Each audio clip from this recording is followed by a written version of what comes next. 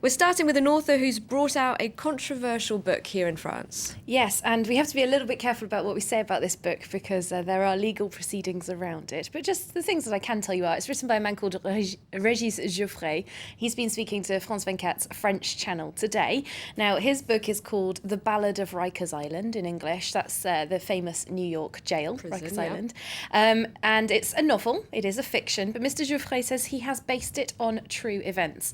Now, any of our viewers who have watched the news closely in the last couple of years, or not even that closely, might recognise the story in his novel. It's about the head of a large international financial institution who's accused of sexually assaulting a maid. So that might ring some bells in some people's heads about a big news story. Régis Geoffrey has been threatened with defamation proceedings by a man by the name of Dominique Strauss-Kahn. So here is Régis Geoffrey speaking out about his controversial book earlier on. This story has become one of the founding myths of our era. We'll forget the characters, but they will have marked our era. From now on, a Casanova will always remind us of Dominique Strauss-Kahn. A betrayed woman will always remind us of Anne Sinclair. She personifies this. And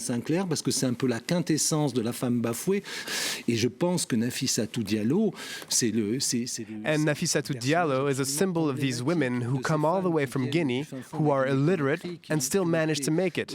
She earned $3,000 a month in New York. Moving on to a less controversial writer, the author of Eat, Pray, Love has been telling France 24 about her new book. Yes, and I can tell you much more about this. We're not restricted by anything legal at all here. This lady is called Elizabeth Gilbert. As you said, she wrote Eat, Pray, Love, which has sold more than 10 million copies around the world. Did you read it? I haven't read it, no. I did. No. I recommend it. Okay, I'll have to go and read it at home, but I have read her new book, which is called The Signature of All Things. It's just being published in French right now. It's very, very different from Eat, Pray, Love. That was a memoir, as you will know, about her travels after she got divorced and her search for love. This is a historical fictional novel. It's about a woman in the time of Jane Austen and Captain Cook, who kind of brings together aspects of both of those people, really. Instead of searching for a husband, she becomes a botanist and travels the high seas. Elizabeth Gilbert told me earlier on that she was very interested in creating a woman whose life does not revolve around men. There is romance and love in Alma's life and disappointment, but what I really wanted to try to do was to write a novel about a woman whose life was neither rescued nor ruined by a man, because I feel like for far too much of literary history, those are the only two choices women have ever had in novels, and I feel like there's more interesting lives than that to be had. Something else historical now, a cowboy opera that's on at Paris's Opéra Garnier. It's quite an unusual topic, that, for an opera, isn't it? Yeah, definitely. In fact, this is the only cowboy or Wild West opera by one of the major composers. It's La Fanciulla Del West by Puccini, and the title translates as The Golden Girl of the West. So we can see some of the pictures there of it being performed at Paris's Opéra Garnier. It's the first time that they have ever put it on. And considering that this opera is over 100 years old, that is perhaps a little surprising. Puccini actually created it back at the turn of the 20th century as a commission for the New York Met Opera. Now, the main character is in Gold Rush America. She's a gun-toting, sassy, gambling leading lady, and she charms all the local gold miners. Take a closer look with this excerpt.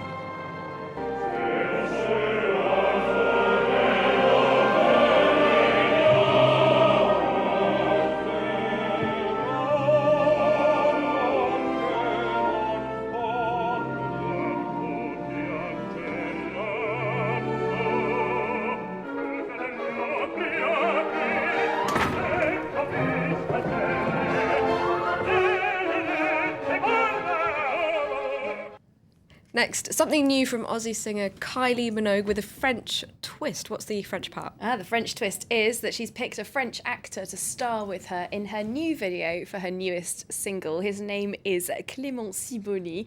And she's told one newspaper journalist, at least, that she picked him because she liked his nose. So you get a closer look at him in these pictures that are on screen right now.